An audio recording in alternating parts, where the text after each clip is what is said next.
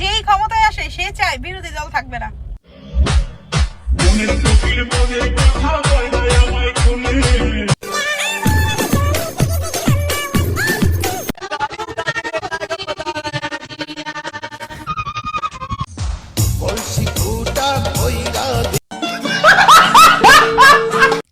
Hello everyone, কি অবস্থা সবার? আই হোপ, আশা করি আপনারা প্রত্যেকে ভালো এবং সুস্থ রয়েছেন। গাইস, আজকের ভিডিওটি কিন্তু খুবই মজাদার এবং ইউনিক হতে চলেছে, তা আপনারা দেখলেই বুঝতে পারবেন। এবং আজকের ভিডিওটি যদি আপনি শেষ অবধি দেখে নেন, তাহলে আপনার মুখ দিয়েও এই কথাটি বেরোবে যে আজকের এই ভিডিওটি দেখার জন্য আমি মোটেই প্রস্তুত ছিলাম না।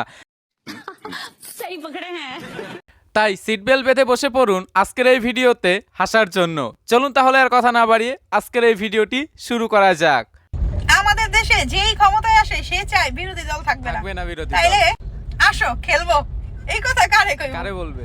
এই কথা ছাড়া রাজনীতিতে মজা আছে নাকি? মানে কি একটা অবস্থা, কি কম। তুমি 2025-এ দাঁড়িয়ে রাজনীতির খেলার কথা ভাবছো, আর ওদিকে তো প্রতিপক্ষই গুম। অনেক বেদনা ভরা আমার জীবন, আমি আর ব্যথা পেতে চাই না। তাই বলবো, রাজনীতির বৃথা চিন্তা ছেড়ে লুঙ্গি পরে চাঁদে গিয়ে পুঙ্গি বাজানোর চিন্তা ভাবনা করো।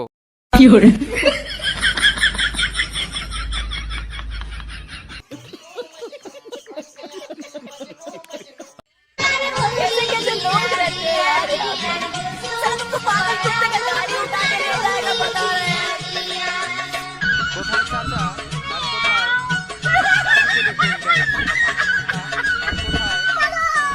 আর কোথায় আমি বিশ্বাস করি না। গাইস, এখানে এই মেয়েকে দেখলে মনে হয় এই মেয়েকে স্কুলে পাঠিয়ে দেয়, আর এই বুড়ো চাচাকে দেখলে মনে হয় একটা জলদি করে অ্যাম্বুলেন্স কল দেই। মানে গাইস, দাদুর বয়সী লোকের সাথে বাংলাদেশি মেয়েদের বিয়ে দিয়ে দেওয়া হচ্ছে। আচ্ছা, বলতে চাই, বাংলাদেশে কি এতই ছেলের অভাব? ये बड़ी अच्छी बात कही आप। যদি সত্যিকারের অভাব থাকে তাহলে প্লিজ আমাদেরকে একটু জানাবেন। আমরা ভারত থেকে দরকার হলে রিজার্ভ করে ছেলে পাঠিয়ে ওখান থেকে মেয়েদেরকে উদ্ধার করে আনবো। তবুও আপনাদের কাছে অনুরোধ, এই রকম বুড়ো চাচাদের সাথে এই রকম মেয়েদের বিয়ে দেবেন না। গাইস, এলাকার সব মাইক মনে হয় এরাই উঠিয়ে ফেলেছে।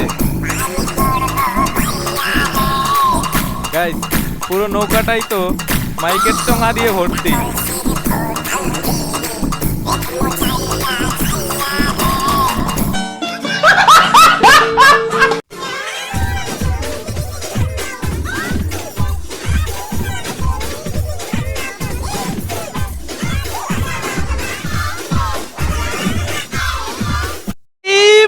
मारो मुझे, मारो मारो मुझे, मारो। গাইস, একদিকে টিকটকের কুইন আর অন্যদিকে ঘেউ ঘেউয়ের রাজা।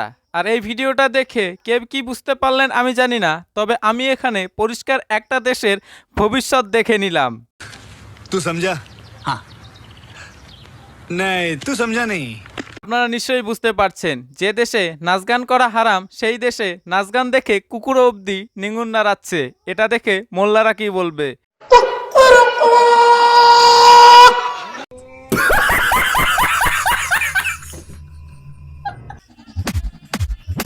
হাহা, মনের কোকিল কয় না কথা খুলে। হুজুরের দেখুন কারবারটা। নাচো হুজুর, নাচন হুজুর। গাইস, ইনি হচ্ছেন বাংলাদেশের বাচ্চা নাচন হুজুর। ये फंस गया सीएम, इसे पार्टी की मीटिंग समझ के फंस गया। গাইস, এ কিন্তু কোনো হুজুর নয়। এ হুজুরের পোশাকে থাকলেও একে হুজুর বলা যাবে না, একে বলতে হবে ডিজে হুজুর।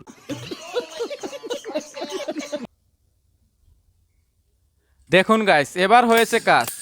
এই হচ্ছে দুনিয়ার আধুনিক এক দেশ, ইউনাইটেড কন্ডম অফ বাংলাদেশের চিত্র, যেখানে কিনা আধুনিক মিসাইল তারা বানিয়েছে। দেখুন, শেষ, সব শেষ। গাইস, দেখতে পেলেন? এই হচ্ছে বিশ্বের সুনাম ধন্য শক্তিশালী একটি দেশের চিত্র, যে দেশটাকে আমরা ভারতীয়রা ইউনাইটেড কন্ডম অফ বাংলাদেশ নামে জানি।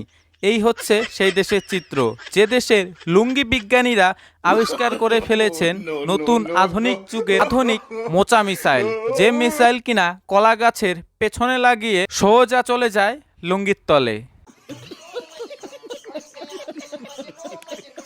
এরা আমাদের সাথে কি একটা অভিনয় করা শুরু করছে। গাছ যদি লাগানি লাগে স্টেজের উপরে কেন, বাইরে যে কোনো জায়গায় গিয়ে একটা ভালো জায়গায় লাগাইলেই তো হতো, গাছটাও ভালো হইতো, ফল হইলে সেটাও আমরা খেতে পারবো।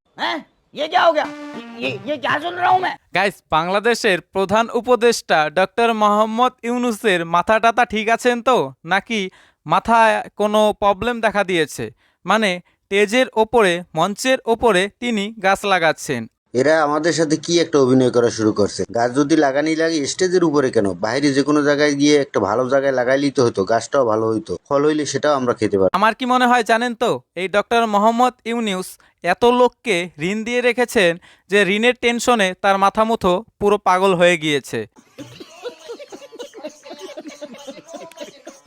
তো যাই হোক গাইস, আজকের এই ছোট্ট ভিডিওটি এখানে শেষ করছি, এবং আজকের এই ভিডিওর কোন ভিডিও ক্লিপটা আপনাদের সব থেকে ভালো লেগেছে তা অবশ্যই কমেন্টে জানিয়ে যেতে ভুলবেন না, এবং আজকের ভিডিও সম্পর্কে আপনাদের নিজস্ব মতামতও কিন্তু জানাতে পারেন। তো প্রত্যেকে ভালো থাকবেন, এবং পারলে আজকের এই ভিডিওটি একটু শেয়ার করে দেওয়ার চেষ্টা করবেন।